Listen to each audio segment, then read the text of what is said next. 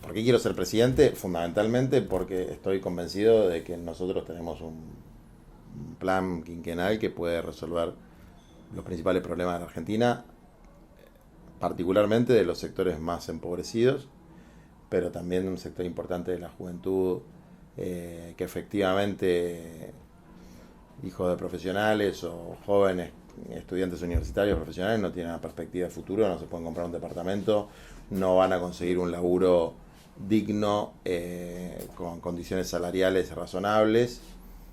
Es decir, los que no tienen tierra, techo y trabajo, porque directamente no lo tienen, porque lo tienen en cantidad insuficiente y precaria, y porque aunque sus padres lo tuvieron, ellos no lo van a tener, ¿no? O sea, y porque creo que nosotros tenemos una comprensión de la realidad en un montón de aspectos que se hablan giladas, la inseguridad, por ejemplo, el narcotráfico, que la política no existe y que por eso podemos abordarlo de otra manera y podemos dar una solución verdadera. Y creo que hay una generación, dos generaciones de militantes, los hijos del 2001 y los que empezaron a militar durante el gobierno de Macri, que nos forjamos en las luchas sociales sino el calor de las estufas del Estado, digamos, ¿no? Y que tenemos el coraje para llevar adelante con la política lo que decimos con el pico. Hoy no, porque la que más representaba eso dijo que no iba a ser candidata, que es Cristina. Y nos invita a agarrar el bastón del mariscal, que es un planteo muy valiente en un país, en un continente donde los trasvasamientos generacionales han sido fallidos en general, ¿no? Incluso ni Perón lo pudo resolver. Y no lo pudo resolver Evo, no lo pudo resolver Correa, no lo pudo resolver Lula, no lo pudo resolver Chávez. Es decir, es un desafío, que ojalá estemos a la altura de las circunstancias. Desde luego hay un montón de otros compañeros y compañeras del campo nacional popular que, si se animan y se lanzan, nos vamos a juntar a discutir y vamos a ver cuál es la mejor opción. Por ahora estoy yo y estoy muy convencido de lo que estoy haciendo y estamos muy convencidos con un montón de militantes de las distintas sectores de la sociedad de que estamos haciendo un bien planteando y expresando lo que estamos expresando. A ver, yo estoy convencido de que Massa representa el mismo programa económico de Larreta, la misma visión geopolítica de Larreta, la misma visión de la tecnocracia de Larreta. No me cabe la menor duda. Esto es así. Y que ya tiene un acuerdo, tácito o explícito, con Larreta en torno a los recursos estratégicos de la Argentina, ¿no? Lo que nosotros llamamos el nuevo ALCA: agua, litio, combustibles y alimentos. Y el momento en lo que eso se visibilizó mejor fue una reunión que hacen algunos dirigentes políticos con un hombre muy simpático que hay, ahora en la Argentina, se llama Mark Stanley, que es el embajador norteamericano, que la verdad nos mandaron un tipo inteligente, y lo juntó a los dos y le dijo: ustedes tienen estos recursos, pónganse de acuerdo, vamos a hacer business, digamos, y le va a ir bárbaro a la Argentina. Bueno, desde luego que a ningún país que es, la cantera de minerales de las potencias de la OTAN o el granero de China, y ningún país que hace eso, que está primarizado y que su único proyecto productivo es seguir primarizando y tener alguna producción localcita así como para disimular, le va a ir mal, digamos, ¿no? Entonces yo creo que en general, en la Argentina los que hablan mucho de el trabajo genuino y el empleo y no han hecho absolutamente nada para diversificar la producción, para desconcentrar la economía, para desbananerizarla, digamos, ¿no? O sea que nuestra élite es bananera, es una élite bruta, inculta, desde Bartolomé Mitre para acá que no tenemos una élite ilustrada,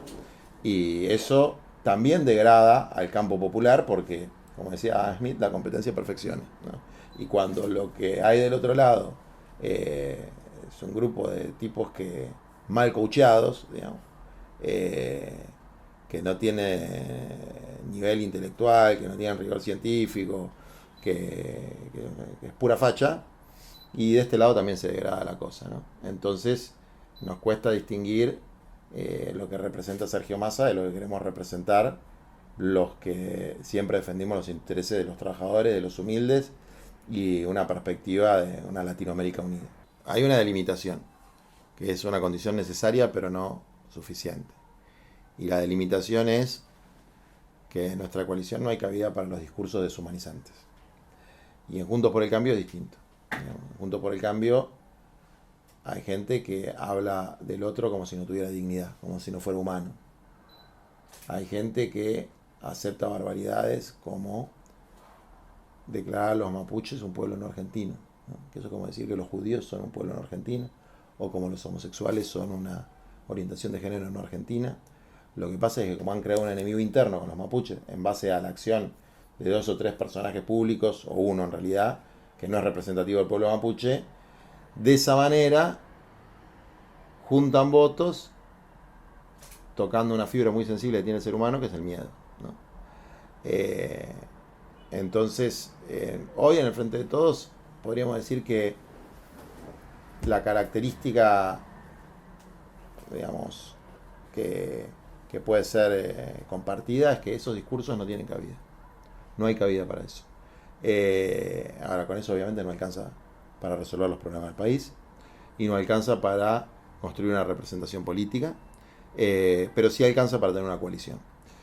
También es cierto que las coaliciones en la Argentina muy bien no le fue, ¿no? A la Alianza le fue muy mal, a Juntos por el Cambio le fue muy mal, y esta experiencia del Frente de Todos no fue buena, ¿no? La única que podríamos decir que fue buena fue el Frejuli, pero tenía una conducción muy fuerte, y cuando murió el general Perón se fue toda la mierda. Entonces, claramente en la Argentina se necesita autoridad política, y la autoridad política no es lotear ministerios y poner uno de cada tribu en cada subsecretaría, en cada secretaría, y encima se odian entre sí, no hablan, no generan sinergia, y en un contexto muy complejo internacionalmente, con una orientación macroeconómica que nosotros no compartimos, nos parece equivocada, además tener la gestión atravesada por un sinnúmero de pelotudeces inenarrables, bueno, no va a dar grandes resultados. Hay como dos niveles, ¿no? O sea, uno que es a nivel de la dirigencia, que en el caso del campo popular está completamente aburguesada y domesticada. Es decir, yo veo a la mayor parte de los compañeros y compañeras muy cómodos en sus cargos, en sus bancas, muy cómodos. Incluso la dirigencia de los movimientos sociales y en parte del movimiento sindical, digamos, no quiero levantar el dedito con nadie, todos estamos atravesados por eso de alguna manera. Eso fue una anestesia, ¿no? Que hace que no te hierva la sangre de indignación frente a cosas que no son aceptables para una sociedad mínimamente humana. Y en nuestro pueblo, nosotros venimos en una especie de tobogán descendente, creo que Máximo usó esa metáfora, me gustó. Hace 7 años, en todos los indicadores sociales. Un tobogán que va bajando y que no se ve dónde está la arena, ¿no? Y como es de a poco, es anestesiante, no es como un estallido, son como implosiones. Entonces uno dice, bueno, cuando estás anestesiado parece que no te están haciendo nada, pero te lo están haciendo igual. Aunque te duela menos, te lo están haciendo igual. Y todo eso tiene consecuencias en el deterioro cotidiano de la vida, digamos. Si hoy tenemos 6 pibes de cada 10 que a los cuarto o quinto grado no saben ni por lejos leer y escribir. Si tenemos en los sectores más pobres la mitad de los pibes que no terminan el secundario, de ahí no va a salir un jardín de rosa. Y no solamente va a afectar el futuro de esos pibes, sino va a afectar el resto. La principal correlación con la criminalidad violenta es la deserción escolar. Entonces, quien deja el secundario tiene 10 veces más posibilidad de terminar como delincuente que el que no lo deja. Entonces, claro, pero ahí, poner el problema ahí tiene una complejidad que a la partidocracia, en particular a la derecha que le gusta tanto este tema, no le interesa hablar. Y tampoco le interesa hablar de la reincidencia. O sea, 6 de cada 10 presos que salen vuelven. ¿Y por qué vuelven? Porque cuando salieron, a nadie se le ocurrió que por ahí era un poquito más inteligente que andar construyendo alcaldías que ni siquiera las construyen, construir centros de trabajo para la gente. Nosotros tenemos miles, 1600, entre 1600 y 1900, me pasaron dos datos distintos, pero organizados en cooperativas y no tenemos reincidencia, ni un caso de reincidencia. O sea, porque es una cosa obvia. La gente no quiere volver a la cárcel, cuando sale de un penal sale peor de lo que entró y no tiene ninguna oportunidad. Si no le das una oportunidad va a terminar siendo cagada de nuevo. Y eso le hace daño al conjunto de la sociedad.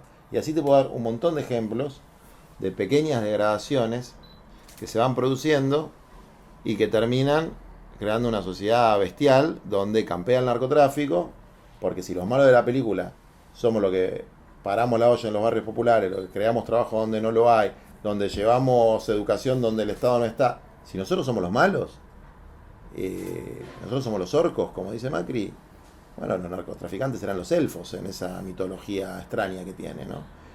Puede haber algo de eso, la verdad que es lamentable si es así, porque nosotros no estamos para contener, estamos para transformar, ¿no? La palabra contención es una palabra engañosa, porque puede ser un sinónimo de represión por otros medios. Contener a alguien en una situación de degradación es un pecado, digamos, no es ningún mérito. Pero hay un esquema en la cultura del descarte, de la que habla el Papa, de tirar lo mínimo indispensable para que la gente no se enoje. Y eso puede funcionar un tiempo, pero no va a funcionar todo el tiempo. En algún momento termina destruyendo la sociedad, o por la disgregación a partir de crimen organizado, o porque, y esto puede ser creativo y no destructivo, o porque la gente se organiza social, sindical y políticamente para encontrar un proyecto humano. Y nosotros queremos el segundo camino y sabemos que este camino le molesta más al poder que el de la degradación perpetua, porque ellos no la sufren, digamos, ellos no la sufren. México, Colombia, Brasil, en los sectores urbanos y en parte de los sectores rurales, el avance del narcotráfico se hizo sobre el cadáver de las organizaciones sociales y sindicales. Y nosotros acá estamos resistiendo. Nuestro enemigo principal es el narco. No es Patricia Bullrich, no es Milei. O sea, nuestro enemigo cotidiano es el narco. Desde luego que cada vez que nos deslegitima determinado sector político o mediático, está siendo absolutamente funcional a la penetración de esas estructuras, a las que nadie les tocó un pelo, O sea, a Patricia Bullrich no les tocó un pelo. Como dice la canción, ¿no? Prenden fuego y no queman nada. Y además, y te lo dice alguien que siempre peleó contra las adicciones, y no quiero estigmatizar a nadie, pero hay unos cuantos que les gusta demasiado la falopa. Y es un problema por la hipocresía, porque ellos sí juzgan a los demás. Vos hablar de Patricia y Milei, pero esta semana también Ponele Tolosa Paz dijo que había mucha plata en marcha, que no gasten tanto en marcha. No es un... Sí, no entiendo qué quiere hacer con esas declaraciones. La verdad me parece que es una cosa muy dañina.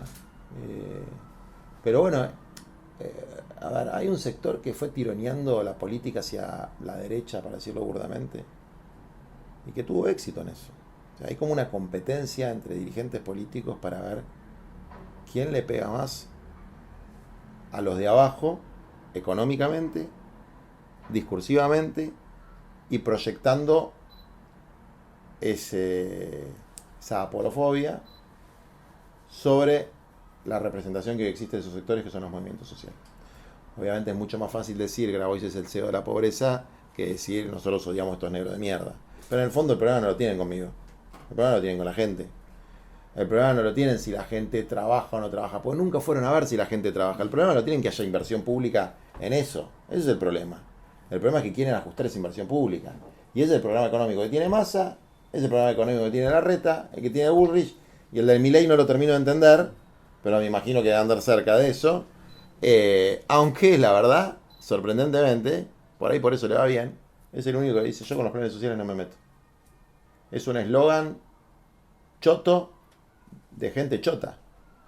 Porque eso, primero, invisibiliza el trabajo que hacen los millones y millones de argentinos que están en la informalidad, como si no fueran trabajadores. Los 8 millones de excluidos. Exactamente. De esos hay 1.300.000 que cobran lo que se llama salario social complementario, que fue una ley que se votó por unanimidad durante el macrismo. O sea que si no les gusta tendrían que haberlo pensado antes de votarlo. Unanimidad. Que es un complemento de ingreso, un refuerzo de ingreso sobre lo que se gana en las cooperativas, sobre lo que se gana en la informalidad laboral. ¿Que eso es lo que queremos nosotros? No, no es lo que queremos nosotros. Nosotros queremos la formalidad laboral para todo el mundo, sea en el sector público, privado o en la economía cooperativa, digamos, ¿no? El sector comunitario, emprendedor, etc. Pero eso no se hace a través de un eslogan. Y eso no se hace diciendo todo el mundo va a pasar al sector privado y va a tener empleo con convenio colectivo en relación de dependencia, porque es una mentira atroz. O sea, si vos haces una proyección de crecimiento del PBI versus crecimiento de empleo, tenés que crecer 40 años al 5% para tener pleno empleo. Ese no es el mundo en el que vivimos. Entonces, si no hay un esquema de economía plural donde se institucionalice el laburo de las cooperativas, donde haya reglas, donde haya derechos y obligaciones para los trabajadores y para los dirigentes y para los organizadores, transparencia en los recursos públicos, bueno, hay un problema. Y a veces es gracioso porque los propios funcionarios que manejan esos recursos públicos y los que los tienen que auditar, como el auditor general de la Nación, Pichetto, se quejan como si fueran comentaristas de televisión. Entonces, y acusan a gente que no tenemos funciones públicas de las estupideces o las inoperancias de lo que ellos no hacen. Obviamente después no lo pueden sustentar ni siquiera en este poder judicial mafioso y trucho que tenemos, porque hay algunos de nosotros que tenemos el culo limpio. Entonces nos pueden dar vuelta y no nos van a encontrar un centavo que no nos corresponde. Casi 8% de inflación, 7.5. Yo creo que si no hay movilización popular, los problemas de fondo no van a cambiar, aunque gane de nuevo el Frente de Todos. Yo me acuerdo que en el 2001 estaba la mayoría automática menemista en la Corte Suprema, ¿no? Para hablar de un tema que no es el tema que más me fascina hablar, que es el Poder Judicial. Ahora tenemos 4 muñecos en una Corte y en una justicia, un Poder Judicial absolutamente deslegitimado. La sociedad repudia al Poder Judicial porque a cada uno que le tocó, por desgracia, enfrentarse con la justicia como víctima o como victimario, en el caso del derecho penal, como deudor alimentario o como persona, mujer adeudada, todos los que tuvieron que pasar por un tribunal, por un juzgado, por una fiscalía, se dan cuenta de que eso es una mierda, de que es una casta privilegiada en serio, de que no hacen justicia, de que son coimeros, de, bueno, como siempre hay un montón de excepciones, ¿no? Pero entonces, y que encima cuando se habla de inseguridad parece que los jueces penales y de ejecución penal no existen, no pasa nada. Entonces, en 2001-2002, ¿qué pasó? La gente iba a la corte, la gente iba a repudiar a la corte, y Néstor Kirchner pudo cambiar la corte y puso una corte mejor, que no fue adicta a su gobierno, y era mejor, era más prestigiosa, era menos, era una maravilla, pero era bastante mejor. Ahora tenemos por lo menos 2 tipos que aceptaron asumir por decreto. Es decir, aceptaron una cosa que muy republicana no suena. Ya si aceptaste eso, hermano, qué sé yo, no sé, no te creo nada. Entonces, ahí me parece que hay una necesidad de movilización popular que excede la cuestión de la persecución política que existe. Y que es palpable, y que también hay que ser ciego para no verla, porque si el juez y el fiscal que juzgan a la principal dirigente política del país, y si no hay que decir la principal, una de las principales, la segunda, la tercera, no importa, jugaban a la pelota en el mismo equipo y en la casa del principal opositor de esa persona, bueno, son las famosas generales de la ley. Hay amistad manifiesta, excusate. Y es nulo, no puede ser imparcial ese juez, ese fiscal. Bueno, o sea, ni las formas se cuidan en términos de garantías republicanas elementales. Y es todo un poco así, ¿no? Entonces, si la gente no se enoja un poco... Pero con marchas, decir que Rosati se va a ir. Sí. Bueno, me parece mucho más posible que se vaya con marcha que con juicios políticos mal hechos, digamos, ¿no? O sea, sí, no me quepa la menor duda. La gente tiene que reclamar fuertemente. No solamente que se vaya a la Corte, sino que haya una reforma profunda en el Poder Judicial que garantice a las víctimas y a los imputados derechos elementales en términos penales y en el fuero civil, en el comercial, en el laboral, que en el contencioso administrativo las cosas funcionen más o menos bien. No es lo que estaría sucediendo. ¿Y qué tipo de marcha? No es que te quiero meter, pero como las de los 80, digo. No, como las del 2001. Como el 2001. 2002. Un poco cubriendo la... No sé, yo me gustaban esas marchas. Primero les pediría es que lean Laudato Si del Papa, que lo explica perfectamente. Lo segundo es que hagamos cuentas, ¿no? Porque el nivel de sobreexplotación del territorio argentino es atroz y no nos está yendo muy bien. Bueno, ahora estamos con la sequía. Ahora la sequía no tiene nada que ver con el desmonte, ¿no? No tiene nada que ver con prender fuego los humedales. Hay que hacer cuentas, porque hay una voracidad de ganancias inmediatas en los sectores empresarios y en los sectores políticos que administran el Estado y necesitan las divisas, entre comillas, y una falta de creatividad para buscar diversificación que ha generado una situación de monocultivo, cuasi monocultivo, que se llevó puesta millones de hectáreas de bosque nativo, incluso contrariando la ley de bosques, que después generan perjuicios no solamente ambientales, sino económicos. En relación a la minería, se la llevan todas. Hay un nivel de contrabando y de subdeclaración tremenda, además de que las regalías son ridículas. Eso te lo dice cualquier camionero, cualquier trabajador portuario. O sea, es por declaración jurada de las mineras. O sea, eso no pasa en ningún país del mundo. Y además Chile, que es el gran modelo de país liberal.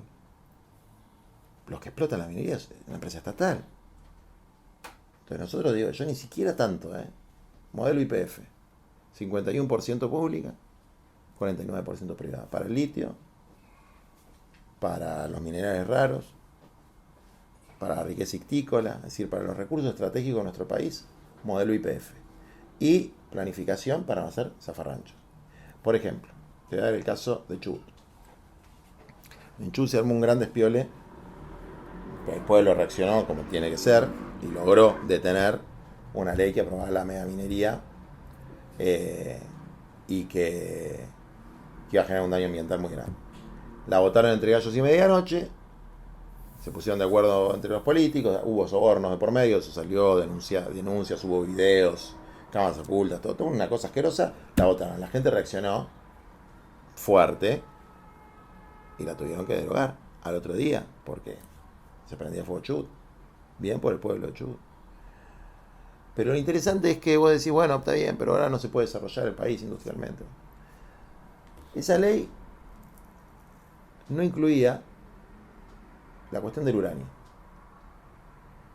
Muy llamativo. Nosotros hay un sector que somos vanguardia, que es la energía atómica. Vienen los norteamericanos y dicen no pueden hacer Atucha 4 porque es con financiamiento chino. Sí, jefe, no podemos. Ni siquiera le pedimos que nos financien ellos Atucha 4, porque si yo fuera el que recibe esa visita, le digo, bueno, traigamos una oferta mejor. Y no hay ningún problema, Yo no quiero ser una colonia china, pero tampoco quiero ser una colonia norteamericana. La planta, hay una mujer extraordinaria en la Comisión Nacional de Energía Atómica que la está peleando, pero la planta de agua pesada, que es para generar todo el ciclo completo, la tenemos desde la época de Macri. Nosotros podríamos exportar, y exportamos de hecho, pero agua pesada, que es lo que se utiliza para energía nuclear, que está teniendo un auge en el mundo porque como las tecnologías son cada vez más seguras y es una energía no contaminante, no genera gases de efecto invernadero y además es algo que se puede desarrollar rápido, para la transición energética es absolutamente necesaria. Y en la Argentina somos vanguardia de eso. Podríamos generar muchísimos dólares con ciencia y tecnología, con valor agregado, no sacando materia prima. Pero eso no se habla. O sea, los genios del capitalismo no hablan de los reactores nucleares de energía atómica. Yo no los entiendo, digamos. O sea, para mí no son capitalistas. Son otra cosa. Son entregadores de materia prima. Y a vos te acusan de comunista, digo. Claro, pero porque es la lógica de las élites no ilustradas. Donde que haya tipos que tengan 1 millón de hectáreas, está bárbaro. Viste, en Estados Unidos está el sur esclavista y el norte capitalista. Bueno, ganó el norte. Acá ganó el sur. Acá ganó el sur. Ganaron los terratenientes. Entonces, no ganó Alberdi. Ganó Roca. O sea, entre liberales y conservadores ganaron los conservadores. Aunque ahora serían liberales. Que son conservadores en términos de conservar sus privilegios, no conservar ninguna otra cosa, ¿no? Entonces, es un problema grave que tenemos. El campo popular, que debería ser, si se quiere, una contracara de los liberales capitalistas para defender a los trabajadores, tiene que interactuar con esto, ¿no? Y así se va empobreciendo no solamente el debate, porque es un fenómeno mundial de la comunicación contemporánea, pero el país y el desarrollo productivo del país, digamos, ¿no? Es quién es más extractivo de materias primas. O sea, si vos ¿quién se puede estar orgulloso de exportar granos? Son cosas que no las puedo entender. Porque si vos elaborás, por lo menos haces aceite. Hasta ahí, que aceite no es nada, ¿no? Pero exportar granos para que coman chanchos en China. No lo entiendo muy bien. Son pro-chinos, qué sé yo, no sé. Son maoístas, ¿sabes? Quieren ayudar al desarrollo del socialismo chino. Es un acto de solidaridad con Xi Jinping. Yo tengo un plan. Es el plan PPT. Propiedad privada para todos. Yo quiero propiedad privada para todos. Ahora, los fanáticos de la propiedad privada no me explican cómo 11 millones de inquilinos van a ser propietarios. No me explican cómo 5 millones de villeros de hombres y mujeres de los barrios populares van a ser propietarios. No me explican cómo las futuras generaciones y los jóvenes van a tener una propiedad. Yo quiero que tengan propiedad todos, no 5 sinvergüenza. Y hay una cosa que es tremenda. Bueno, en el caso de los Echeverre, estoy defendiendo la propiedad privada de la heredera, que la están cagando. 3 tipos que además logramos que los condenen por una estafa que, mientras era ministro, el expresidente de la Sociedad Rural, el Echeverre famoso, se autoadjudicó un préstamo a tasa subsidiada para la producción de soja. Y en otra que están procesados con confirmación de cámara por la estafa que le hicieron a Dolores. O sea, le vamos a terminar ganando. Pero en el medio dicen cualquier barbaridad. Y ayer, ya en un programa que un señor muy corrupto, se llama Sapsay, un constitucionalista, que además es interesante porque el caso, yo lo conocí a él cuando hay una fábrica recuperada que se llama Wasserman, no me acuerdo cómo se llama ahora la cooperativa, y él negoció el pago de la indemnización por la expropiación que hizo la provincia de Buenos Aires, en la época de Scioli. 50 millones de pesos. En esa época era una barbaridad, muchísimo más de lo que valía. No, fíjate cómo curran con las cooperativas estos también que son. ¿Sabes cuánto se llevó en horarios? La mitad. 25 palos de honorario. No. En la época que no sé cuándo, pero 8 millones de dólares. Sí, 3 pesos. Sí, cualquier guita. En dólares era cualquier guita. Bueno, el tipo ese decía el otro día en un programa de televisión de La Nación Más que le regalaron, grabó y tomó las tierras del marquesado para llevar 100.000 personas para que voten y sacarlo a Montenegro. O sea, un nivel de estupidez absolutamente contrafáctico, inverosímil, que un tipo que se supone que es un hombre culto, un hombre de derecho, dice, sin tapujos, en televisión, y nadie le contesta, le dice, che, pero no entran en 140 hectáreas 100.000 personas, o sea, Es como, aún si fuera verdad que Grabois tomó las tierras, aún si fuera verdad que las va a llevar, no entran. Porque es la época de la posverdad, pueden decir cualquier taradez.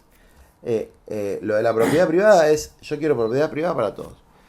Los que nos dan de comer a nosotros, lechuga, tomate, papas, etcétera, no son propietarios de su tierra. Viven en taperas, arrendando 2 hectáreas, 3 hectáreas, depende del cultivo, son más de 50.000.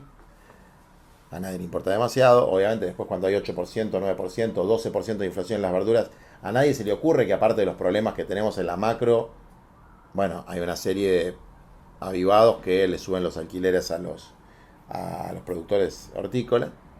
Yo quiero que sus 50.000 familias tengan propiedad de 1 hectárea de tierra. No es nada, son 50.000 hectáreas. No es muy difícil, no le vamos a sacar nada a nadie.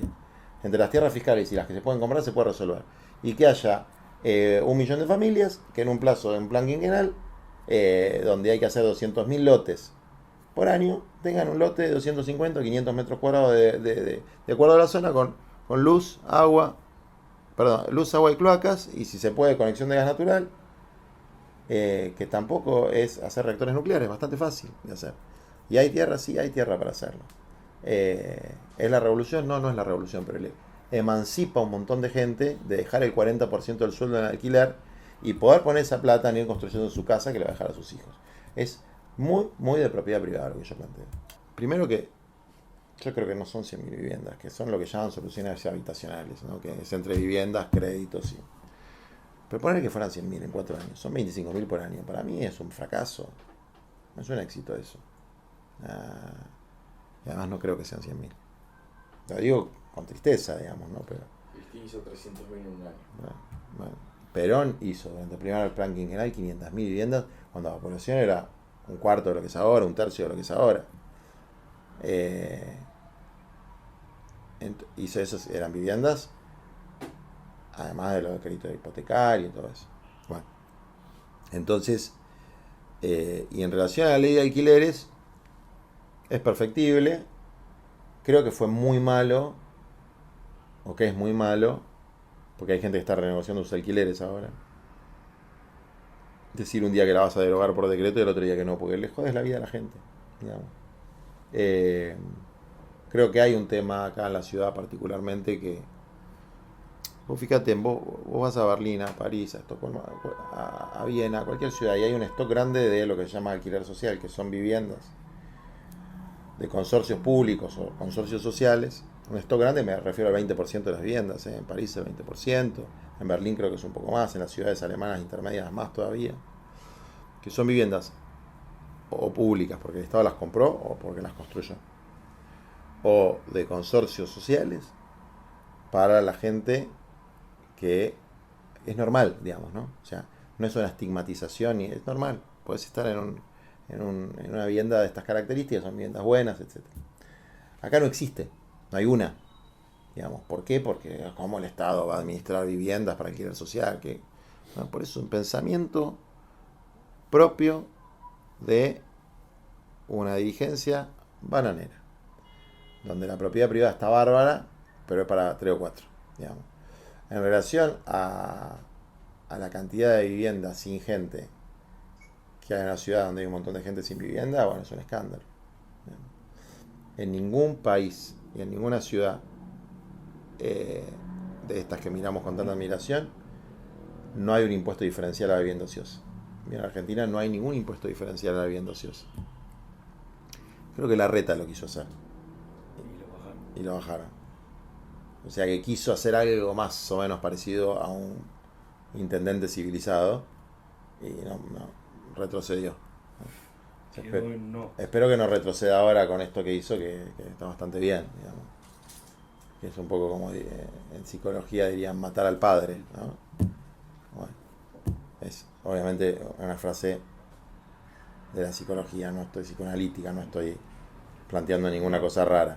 Creo que sí, pero con Macri. No, pero por eso, en la psicología de Larreta es matar al padre. O sea, que el padre es Macri. Que es decir, bueno, este tipo no es más mi jefe. Entonces, por ahí aparece una derecha democrática. ¿Te da esperanzas en ese sentido? Si hay una derecha democrática y tecnocrática, es decir, que sea técnicamente sólida y que por lo menos respete los lineamientos básicos de la Constitución, eso va a mejorar el campo popular. Si lo que tenés enfrente es un Macri, no sé cómo calificarlo, Bullrich, ¿no? La verdad que no hay forma de, digamos, de que funcione la competencia de Adam Smith, porque lo que tenés enfrente, o sea, no genera los incentivos correctos para el desarrollo intelectual de la fuerza política, digamos, ¿no? Bueno, obviamente se puede hacer, lo digo un poco en broma, pero sí sería bueno que haya una derecha democrática y que haya un movimiento nacional popular que represente verdaderamente los intereses de los humildes. Y la derecha democrática, ¿qué tiene que representar? A los sectores privilegiados. Y está muy bien, siempre existió eso en el mundo, un partido que representa a los privilegiados. Es lo que hace, lo que ha hecho la derecha en todos lados, y está bien. Así funciona, digamos, la democracia. Pero que sea una cosa seria, sólida técnicamente, que respete más o menos la dignidad del otro, ¿no? Que son los avances de la humanidad. Y nosotros tenemos que volver a recuperar una representación de lo que siempre representó el peronismo y el campo nacional y popular, que son los trabajadores, las trabajadoras y los humildes. Y eso hoy, con la profesionalización de la política, se ha perdido mucho, porque la mente va por donde los pies caminan, y los pies de gran parte de nuestros dirigentes solamente caminan por los palacios. No, a mí me parece muy bien que haya una inserción de dirigentes de movimientos en la estatalidad. Nosotros promovimos mucho la participación directa de hombres y mujeres que surgieron políticamente de contextos muy desfavorables. No lo voy a mencionar porque después los maltratan, ¿viste? Después con Emilio tengo mis diferencias y mis coincidencias. Hay una cosa en la que tenemos una coincidencia plena, que es en esta idea de la economía plural y en la necesidad de blanquear las transformaciones en el mundo del trabajo, poner las cartas sobre la mesa y decir cuál es el proyecto para estos 8, 7, 6, depende de que los mida, trabajadores informalizados que están en forma de autoempleo, de cuentapropismo, como lo quieras llamar. ¿Cuál es la forma? Nosotros tenemos el planteo de la economía popular. Bueno, discutamos cómo instrumentarlo mejor, si está mal instrumentado, pero no cómo destruirlo, ¿no? O sea, frente a eso, vos, las formas organizativas que hoy tenés, las cooperativas que no funcionan bárbaro, tienen un montón de deficiencias, y hay un montón de problemas de transparencia, y un montón de abusos, todo eso es cierto, como pasa en todos los campos de la vida.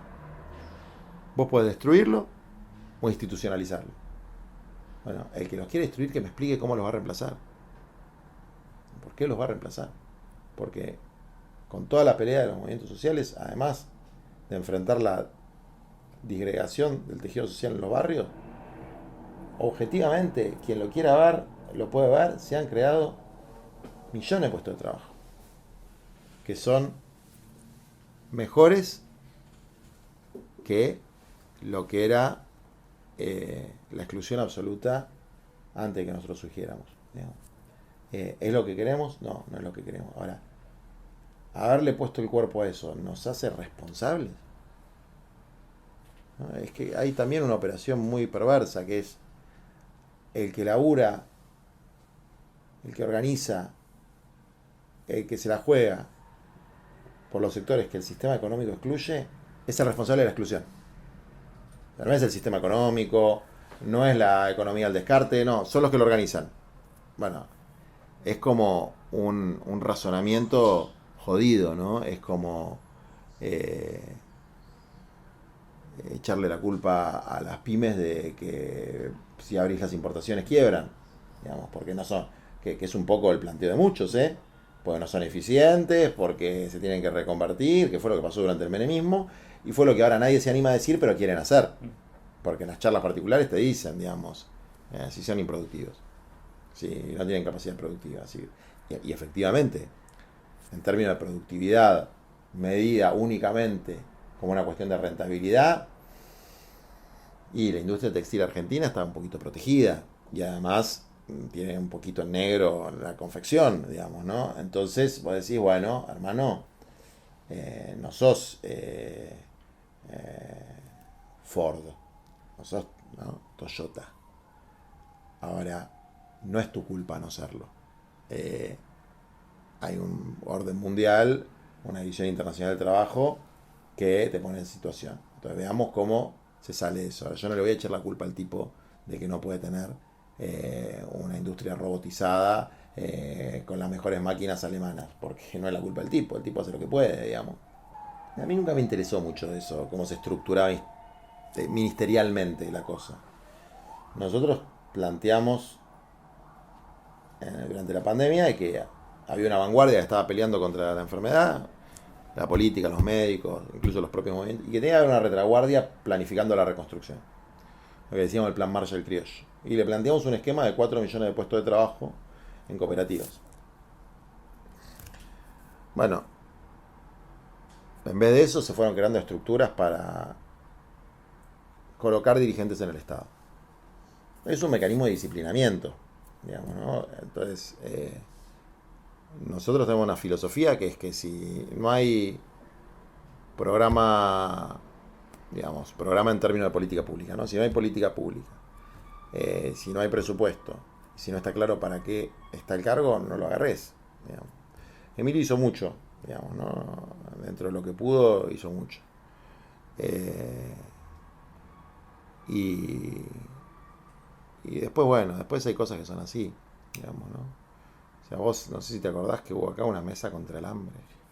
Estaba Tinelli, había actores, actrices y qué sé yo. Victoria estaba. Bueno, ahora tenemos 10 puntos más de pobreza, no se acabó el hambre. No hay más hambre. Desapareció el problema del hambre en la Argentina. Bueno, esas son las incongruencias que hay, ¿no? O el problema del hambre se resuelve con algo que se llama tarjeta alimentar. O sea, está muy bien, ¿eh? Yo todo lo que sea una para este lado de la grieta social que divide a los que están por abajo de la línea de pobreza y a los que están por arriba, todo lo aplaudo. Todo. Porque como le dan todo a los otros, digamos, nadie dice nada, dólar soja subsidiado, dólar Malbec subsidiado, todo subsidiado para los de arriba. Una vez que le tiran algo a los de abajo, no me voy a poner exquisito en ver si es la mejor metodología o no.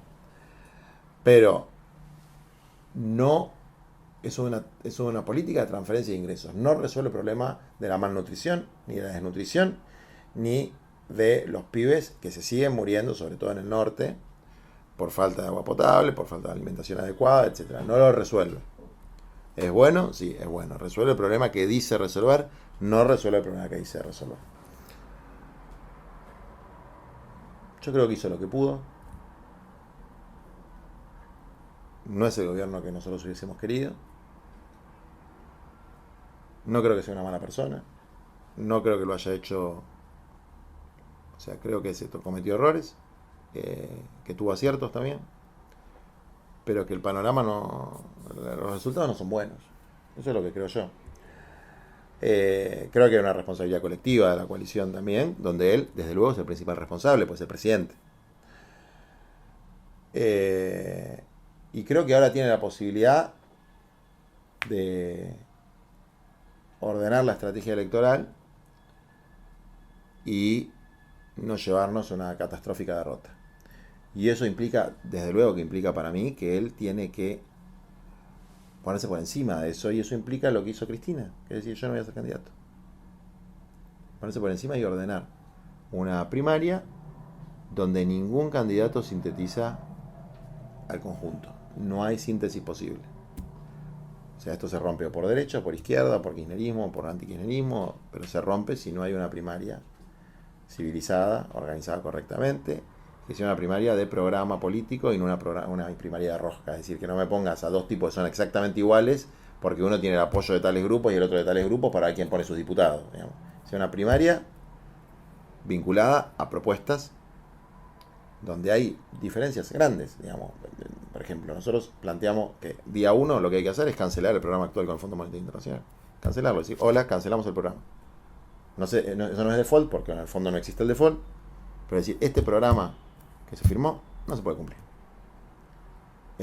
Yo no quiero un ministro de Economía que en, no sé, 6, 7 meses ya viajó 5 veces a Washington a pedir perdón, permiso, por favor, cuando a nosotros nos estafaron, y tenemos elementos de derecho público internacional y tenemos capacidad, porque la verdad que como dice alguno, le escuché decir una vez, si vos le debes $10.000 al banco, tenés un problema. Si le debes 10.000 millones, el problema es el banco. Y nosotros le debemos no sé cuánto ya, porque cada vez sube más lo que le debemos ya. Nadie sabe, digamos, ¿no? Entonces, bueno, vamos a resolver este problema de una manera razonable. Esto no es razonable. Hacer cagar de hambre a la gente no es razonable. Y encima que tengamos que pagar toda la que se fugaron tus amigos banqueros no es razonable. Y encima por una decisión del Departamento de Estado para hacerle ganar las elecciones a Macri, que encima las perdó, no es razonable. Así que no hay tutía con eso. Eso ya es un primer elemento. Otro elemento es cómo vamos a resolver el problema de los tipos de cambio y de la devaluación del peso. Bueno, ¿quién es el único que está diciendo algo comprensible? Javier Milei. Dice dolarizar. Catastrófico. No hay ninguna persona razonable que, o sea, o dolarizar si te queda un salario de $40 para alguien que hoy gana 200 lucas, o no se puede hacer. Pero dice algo que vos entendés, bueno, un tipo que quiere que la moneda acá sea el dólar. ¿Y nosotros qué queremos hacer? Seguir con esto que es una cosa chotísima, no le sirve a nadie. O sea, es como donde no debería haber grieta. Este sistema no le sirve a nadie. Digamos que ni una costurera boliviana puede mandar una remesa a Bolivia porque no sabe cuál es su tipo de cambio, ni un youtuber que gana 2 mangos del YouTube, que se lo pagan por PayPal y esas cosas, puede liquidar sus exportaciones de servicios, digamos. Entonces, bueno, nosotros tenemos un planteo que es la unificación monetaria, por lo menos con Brasil y Chile, digamos. Una nueva denominación. Un planteo concreto. Puede estar bien, puede estar mal, discutámoslo. Digamos, pero con esta denominación del peso no se puede. Y con un shock distributivo. Que implica, sí, un aumento de salarios, etcétera, etcétera. Entonces, puede haber gente que no esté de acuerdo, que tenga argumentos en contra de eso. Pero es un planteo. Es un planteo muy claro. Que obviamente no se puede hacer con el Fondo Monetario Internacional aplastándonos la cabeza. Entonces, primero, cancelar la deuda con el fondo. Segundo, una nueva denominación monetaria vinculada a una unificación con Brasil y Chile, que tienen que ver con nuestra realidad macroeconómica, a diferencia de los Estados Unidos. Y tercero, un shock redistributivo que implique revertir lo que viene pasando en estos 7 años, que es cuando el PBI no crece, la distribución, la desigualdad se acentúa. Y cuando crece, se acentúa más. Porque el año pasado creo que se creció el 6% y aumentó la pobreza. Explícamelo. Hay un problema de distribución ahí, digamos. ¿Cómo puede ser que la torta se agrandó en un 6%, pero los pedazos se distribuyen peor que antes, ¿no? Que hay gente que tiene menos que antes para menos pedazos que antes. Bueno, hay un problema de distribución. Es más fácil acordar cosas concretas. ¿Por qué? Porque el problema no es con quién hablas. El problema es qué intereses defendés. Entonces, cuando del otro lado tenés a alguien que claramente está defendiendo determinados intereses y su objetivo es resolver, puede llegar a un acuerdo. Como pasa con los sindicatos y los empresarios.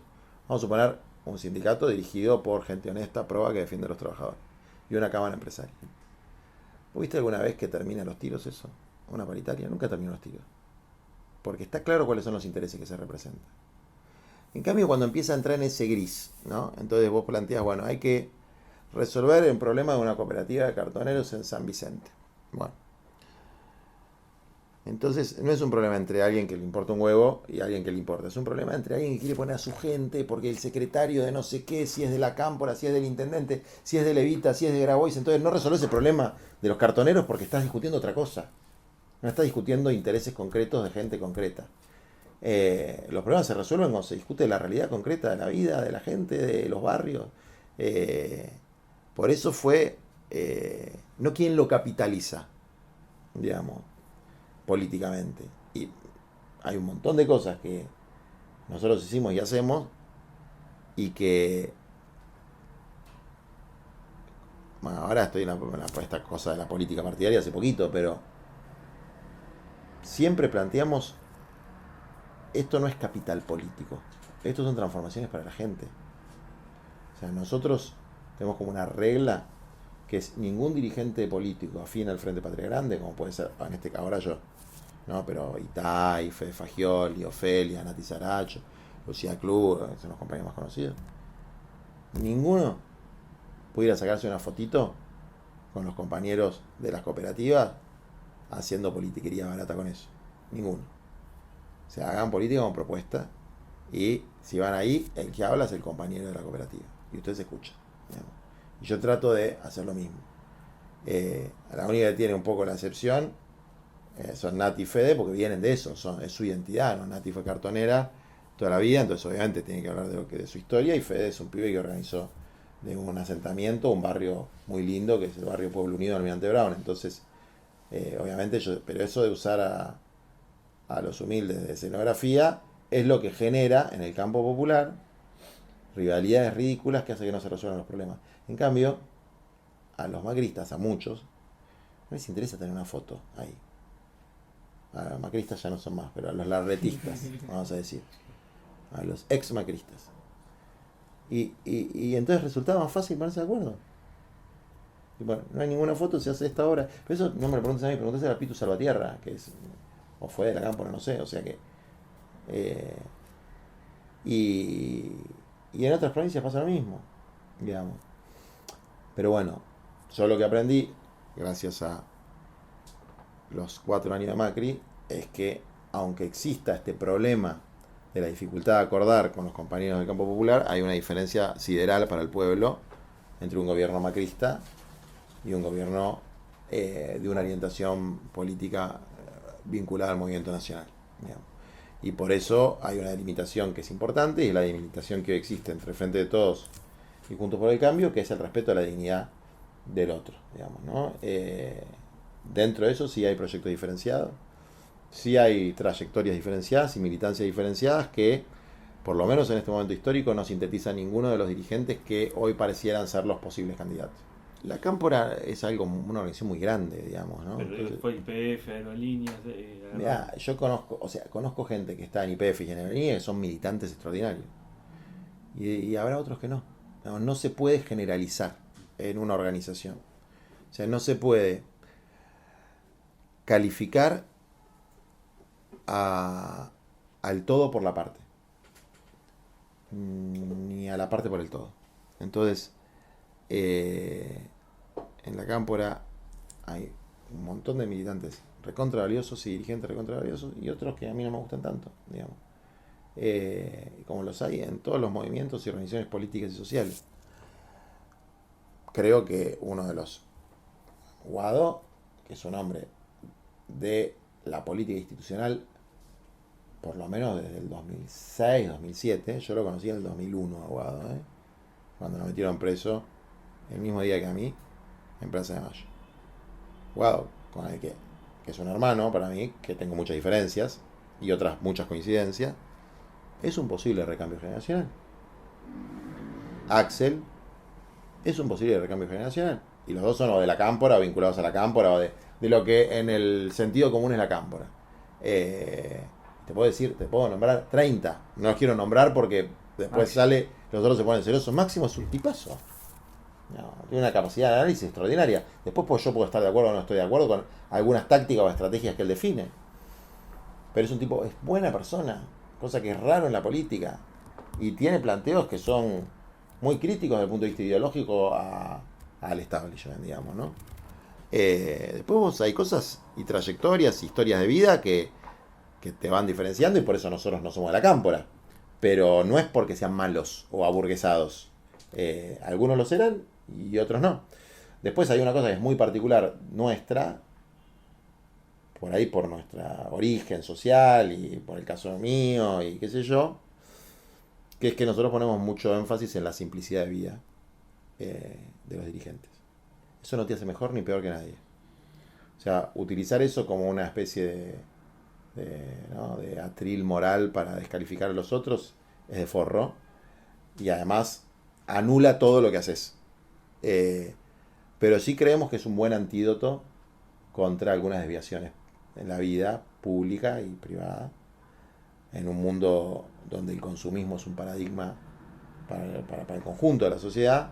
Es una forma contracultural de vivir con simplicidad, lo cual no quiere decir que todo el mundo tiene que ir a vivir en una villa, con simplicidad. Y un iPhone puede tener. Qué sé yo, pero no tengas el último, ¿entendés? O sea no vayas a justo el día que salir a comprártelo. O sea, tenés más o menos lo que necesitas, te puede darte algún gusto, qué sé yo, si te la ganaste bien, pero no hagas exhibicionismo y la simplicidad, digamos, ¿no? O sea, diría la austeridad, pero bueno, parece es un concepto económico de la escuela de Chicago. Sí. Pero Bueno, la iglesia también habla. sí, que es por eso hay que decirlo y hay que hacerlo, ¿no? Pero bueno, es una impronta nuestra. Ahora, si después otro, qué sé yo, se la ganó bien, o la heredó, o lo que sea, y quiere vivir con un nivel de vida de la burguesía, yo no voy a juzgar moralmente eso. No es mi opción, ni es lo que yo trato de transmitir a nuestra militancia. Pero no, para mí alguien no es ni mejor ni peor por eso. Entonces, bueno, hay cosas que son de estilo, estéticas, otras que son más de fondo, pero en última instancia las organizaciones políticas, ¿no? Son para nosotros parte de un conjunto con el que tenemos que caminar, porque si no es hacer política en monopatín, ¿qué es lo que hace Massa? ¿Qué es lo que hace? Hacer política sos vos y lo que vos decís y punto, lo que hace Macri, digamos, ¿no? Lo que hace Larreta. Ahora lo acusaron de inorganicidad. La estructura del Partido Comunista Macrista, digamos, ¿no? La organización estalinista, el Comité Central, lo llamó al orden. Bueno, pero hermano, si vos promoviste el individualismo, o sea, no, jodete, ahora bancatela cuando en contra tuyo. Y nosotros no probamos el individualismo en la política. Eso no quiere decir que no haya figuras, que no haya liderazgo, que no haya, todo eso sí. Pero probamos el trabajo colectivo. Y en el trabajo colectivo eso es una organización.